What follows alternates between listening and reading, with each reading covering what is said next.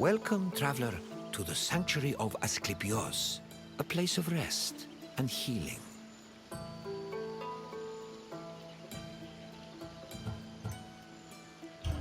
The sanctuary of Asclepios is an amazing place, even for those with only a passing interest in medicine. It was a fascinating location, combining the mystical, religious, and scientific. And if someone happened to pass out, they'd luckily be surrounded by skilled physicians.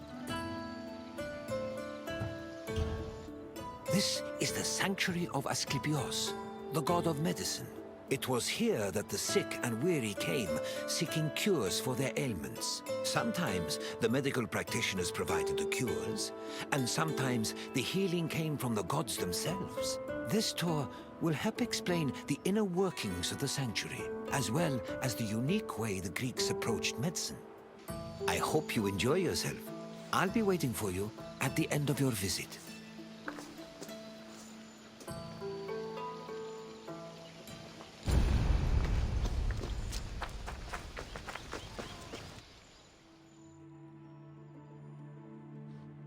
The ill and infirm came to this sanctuary to pray and offer sacrifices to Asclepios, the god of medicine.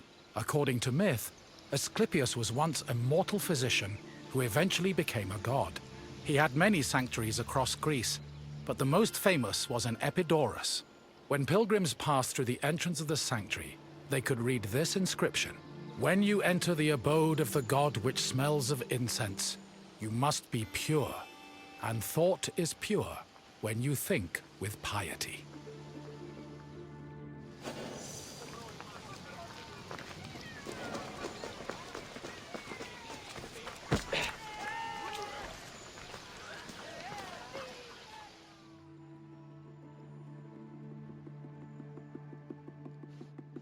Medical steles constituted a sort of hub between medicine, religion, and the divine. They were slabs with inscriptions that praised Asclepios' virtues and merit, and described his methods of healing. The inscriptions relayed the dreams patients had within the abaton, one of the most important buildings in the sanctuary. The steles outlined the patient's name, their disease, and how they were cured by Asclepios. They were probably written by the sanctuary's priests, or at least under the priest's supervision. Asclepios was a complex deity. In addition to being a god, he was also a trained physician and disciple of the centaur Chiron.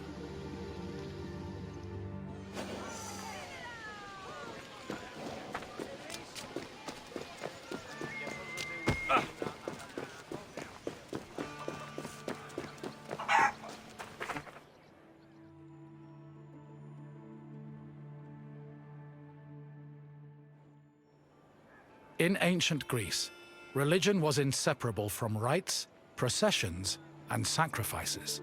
This was no different in Epidaurus, and visitors to Asclepios' sanctuary needed to prepare themselves accordingly. Pilgrims cleaned themselves in order to be pure, then offered Asclepios food like honey cakes, cheesecakes, baked meats, and figs. The food was placed on the sanctuary's holy table, where it was presumably later taken by priests.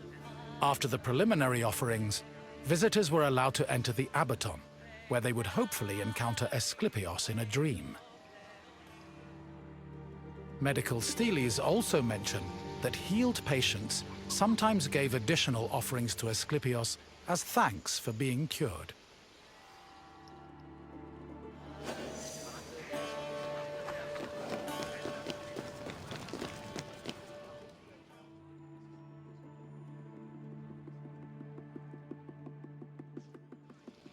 Asclepios was originally born a mortal, and was the product of an affair between the god Apollo and a mortal, Coronis. Apollo killed Coronis after discovering she had been unfaithful, and ordered her body burned on a funeral pyre. However, he rescued his unborn child from Coronis' womb before the fire consumed her body. Apollo gave the baby to the centaur Chiron, who raised Asclepios and taught him to practice medicine. Over time, Asclepios became so skilled in the art of healing, he could even raise the dead. This angered Zeus, who sent Asclepios to Hades with a thunderbolt. Apollo retaliated by killing the Cyclopes responsible for making Zeus's thunderbolts. Then, Zeus revived Asclepios, making him immortal and deifying him in the process. In sculptures, pottery, mosaics, and coins, Asclepios was portrayed holding a staff intertwined with a sacred snake. The staff is a symbol of medicine that still endures to this day.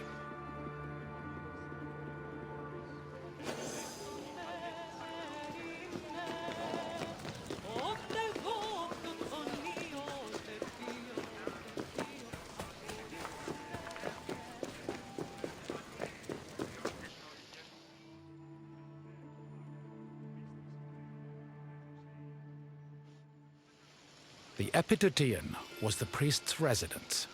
As the link between patients and the gods, priests were essential to the operation of the sanctuary. They were often elected into the priesthood for one-year periods, but could also buy themselves a position if they were wealthy enough. In addition to interpreting patients' dreams in the Abaton, priests both supervised and performed sacrifices and rituals. During these functions, they were usually clad in white.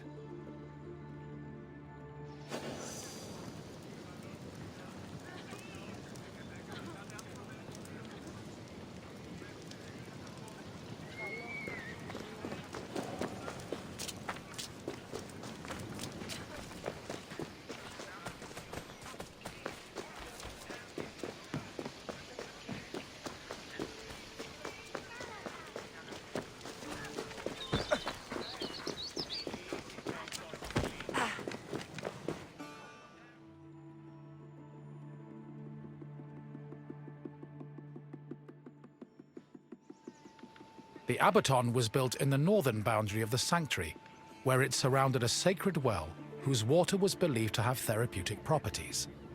The Abaton was where pilgrims went for incubation, or dream rituals. Details of the incubation ritual have been described in unearthed medical steles. They were also noted in Aristophanes' play Plutos, which featured a more comedic view of the process.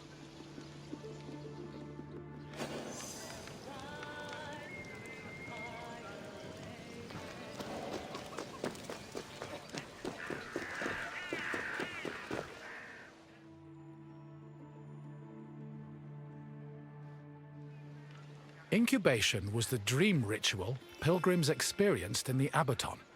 After completing the necessary preliminary rituals, pilgrims were allowed to enter the sacred building, where they lay prone. As they took in the smell of burning incense, the sanctuary's priests extinguished the oil lamps and asked them to sleep in silence. Once they were asleep, Asclepios would appear in their dreams and give his medical advice. The advice included diet and treatment recommendations, as well as requests for specific offerings or religious rituals. Upon waking up, priests interpreted the patient's dreams, unless a patient had been miraculously healed in their sleep.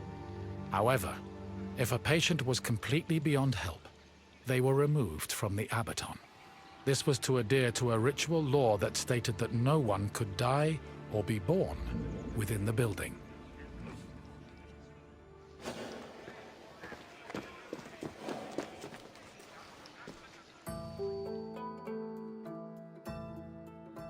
I see you've completed the tour. I hope you enjoyed your time in the sanctuary.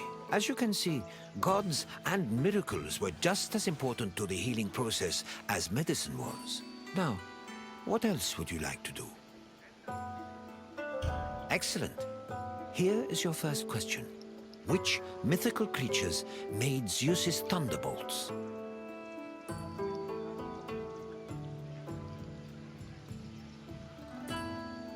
Harpies were winged bird-like women. They did not make Zeus's thunderbolts. Keep trying.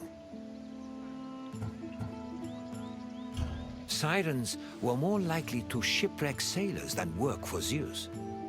Try another answer.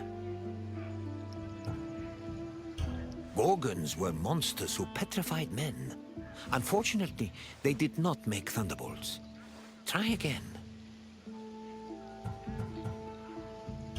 Correct. Zeus's thunderbolts were crafted by Cyclops. On to the second question. What was the name of the building where incubation occurred? Yes, pilgrims entered the Abaddon to undergo a dream ritual in the hopes of curing their ailments. One final question for you. Who was Asclepios' father?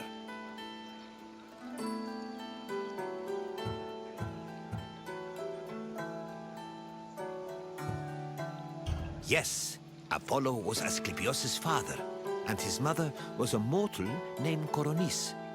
You've proven you know the sanctuary inside and out. Well done.